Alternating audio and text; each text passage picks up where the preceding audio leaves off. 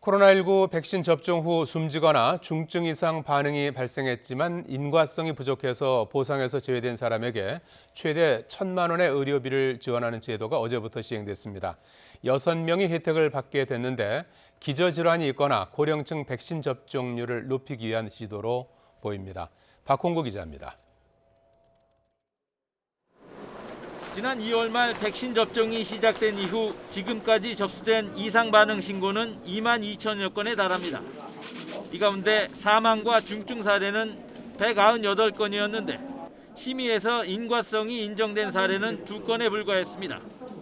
백신과 이상 반응 사이의 인과성을 명확하게 밝히기가 그만큼 어려웠습니다.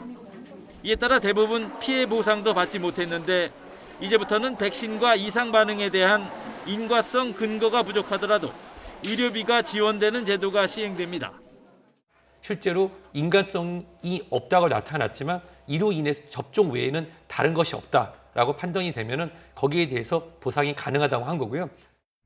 제도 시행에 따라 백신 접종 후 중증 이상 반응이나 사망에 이른 6명이 의료비 지원을 받게 됐습니다.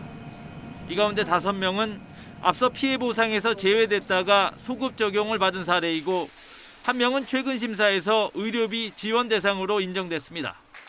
예방접종 피해조사반은 신규 사례 43건을 심의한 결과 이 중 백신 접종 후 이틀 뒤 심근염으로 사망한 1건에 대해 의료비 지원을 결정했습니다.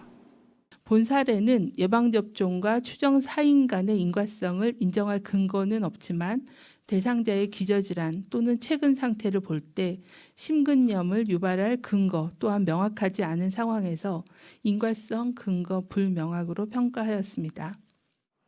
예방접종 피해조사반은 하지만 나머지 사망자 17명은 생전에 고혈압이나 치매, 당뇨 등 기저질환을 앓았으며 그로 인해 사망했을 가능성이 크다며 의료비 지원 대상에 포함하지 않았습니다. 또 중증 사례 25건 역시 백신과 인과성을 인정하기 어렵다고 봤습니다. YTN 박홍구입니다.